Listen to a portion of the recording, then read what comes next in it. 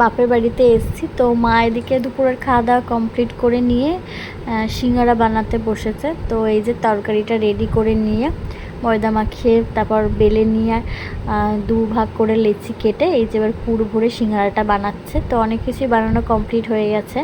চাউমিনের জন্য সবজি বানানো হয়ে গেছে, তারপর রোলের জন্য সবজি বানানো হয়ে গেছে।